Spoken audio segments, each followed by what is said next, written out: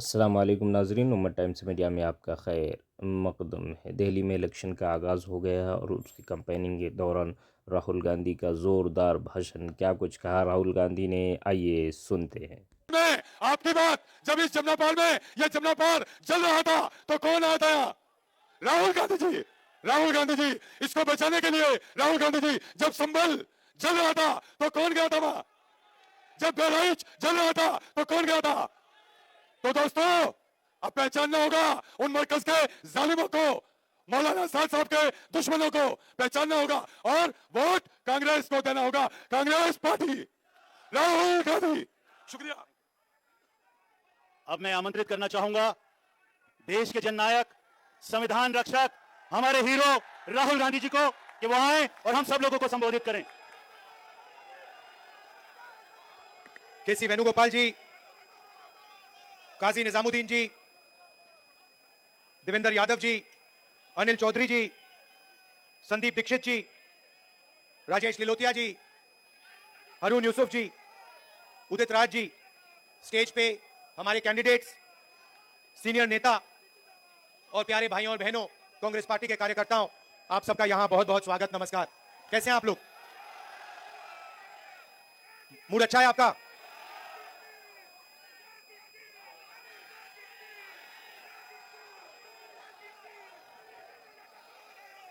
देश में विचारधारा की लड़ाई चल रही है। एक तरफ वो लोग खड़े हैं जो चाहे कुछ भी हो जाए, चाहे कुछ भी हो जाए, इस संविधान की रक्षा करेंगे। संविधान में साफ लिखा है, पहले पेज पे लिखा है कि हिंदुस्तान हर हिंदुस्तानी का है,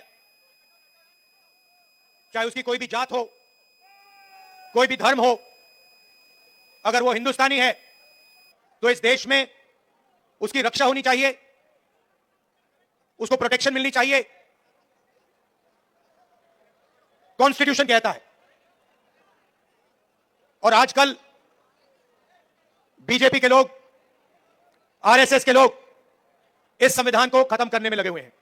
नफरत फैलाते हैं, एक भाई को दूसरे भाई से लड़ाते हैं,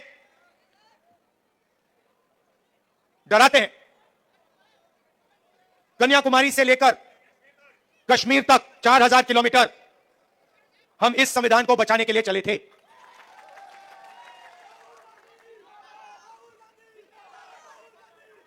अंबेडकर जी के संविधान पर रोज नरेंद्र मोदी, बीजेपी और आरएसएस के लोग आक्रमण करते हैं। और मैं आपसे यह कहना चाहता हूं कि मेरी राजनीति और कांग्रेस पार्टी की राजनीति में बिल्कुल क्लैरिटी है। हमारे लिए इस देश के सब लोग एक समान हैं। इस देश में मोहब्बत नफरत को काटेगी, हराएगी। मोहब्बत हिंसा को काटेगी और हराएगी। और आप मेरी पूरी लाइफ की राजनीति देख लेना, मैं आज की बात नहीं कर रहा हूं। जब तक मैं जिंदा हूं, आप लिख के ले लो, अगर किसी भी हिंदुस्तानी पर आक्रमण होगा, चाहे वो कोई भी हो, किसी भी धर्म का हो, मुसलमान हो, हिंदू हो, सिख हो, ईसाई हो, चाहे वो किसी भी जात का हो, दलित हो, पिछड़ा हो, राहुल गांधी वहां आपको उसकी रक्षा करते हुए मिलेगा। मेरे लिए हिंदुस्तान का यही मतलब है कि इस देश में नफरत ना हो और गरीब से गरीब व्यक्ति, हर धर्म का व्यक्ति, हर जात का व्यक्ति बड़ा से बड़ा सपना देख सके।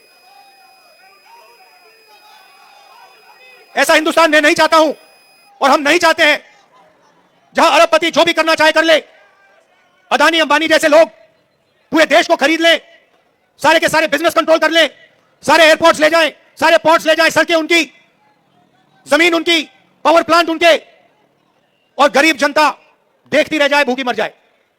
ऐसा हिंदुस्तान हमें नहीं चाहिए और ऐसा हिंदुस्तान हम नहीं होने देंगे। मैं जहां भी जाता हूं, अपनी मीटिंग्स में 2-3 चीजें कहता हूं और यह आपको अच्छी तरह समझना होगा। इस देश में गरीब लोगों की भागीदारी नहीं है। अभी आपने कहा, महंगाई की बात की और आपने कहा कि महंगाई बढ़ती जा रही है। मैं आपसे पूछना चाहता हूं, महंगाई बढ़ रही है, कम हो रही है? महंगाई के बारे में नरेंद्र मोदी जी ने और केजरीवाल जी ने क्या कहा था? कहा था कि महंगाई कम करेंगे, हुई महंगाई कम? बढ़ती जा रही है और गरीब लोग गरीब होते जा रहे हैं और अमीर लोग अमीर होते जा रहे हैं। 100 लोग हैं, 150 लोग हैं अरबपति जो हिंदुस्तान को कंट्रोल करते हैं। देश का पूरा फायदा उनको मिलता है।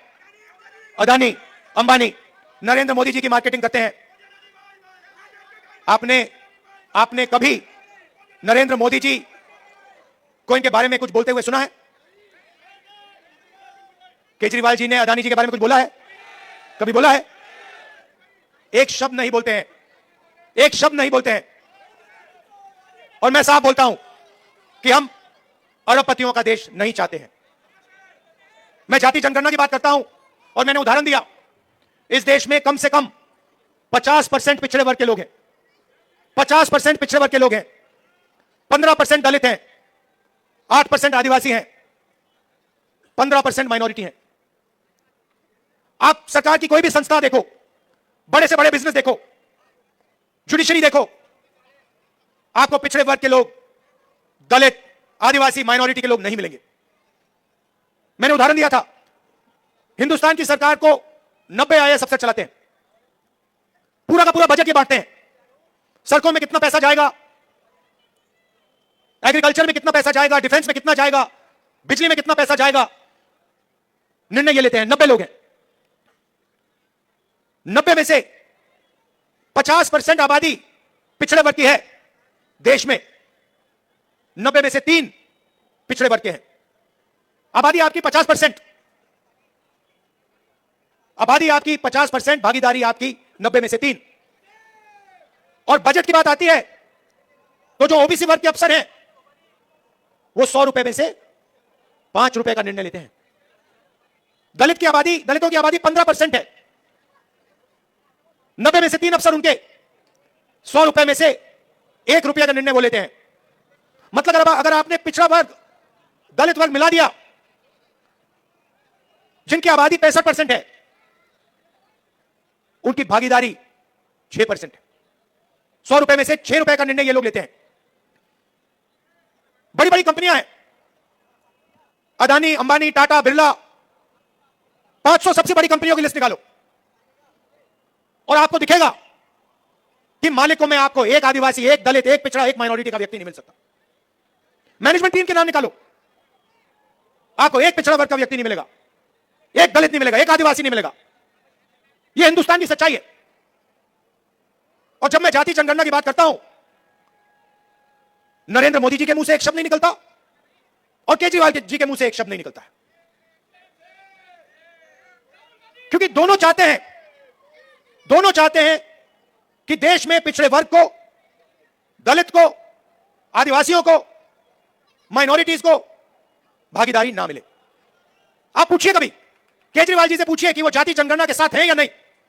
मोदी जी से पूछिए जाति जनगणना के साथ हो या नहीं। मैंने पार्लियामेंट में उनके सामने बोला, नरेंद्र मोदी जी बैठे थे, मैंने उनसे साफ कहा, नरेंद्र मोदी जी आप करो ना करो, बच्चा भी जानता है। मीडिया वाले नहीं जानते, 6 साल का बच्चा जानता है। मैंने उनसे कहा कि आप करो ना करो मैं नहीं जानता, मगर जिस दिन कांग्रेस पार्टी की सरकार आएगी, रिजर्वेशन को 50% से ज्यादा कर देंगे और जाति जनगणना लोकसभा में, राज्यसभा में हम पास करके दिखाएंगे।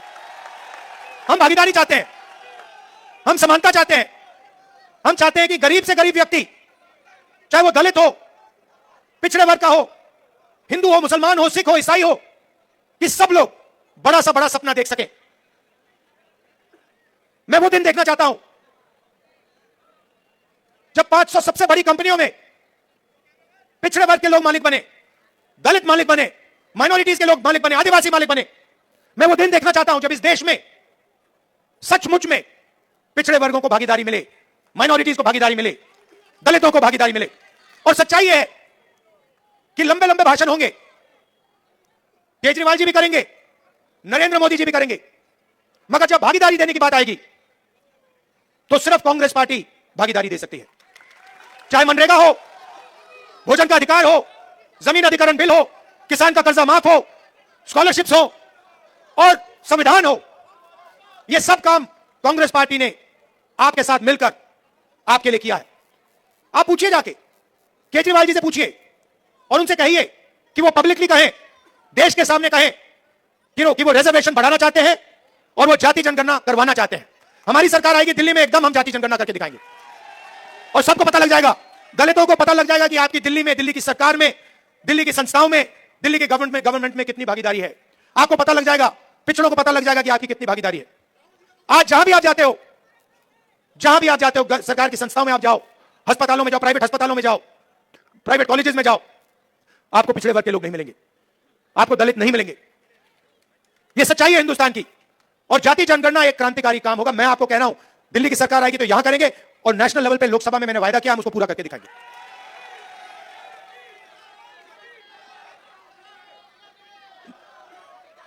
जब केजरीवाल जी आए थे, आपको याद होगा, शीला जी की सरकार थी, आपको याद है, वो दिल्ली याद है आपको।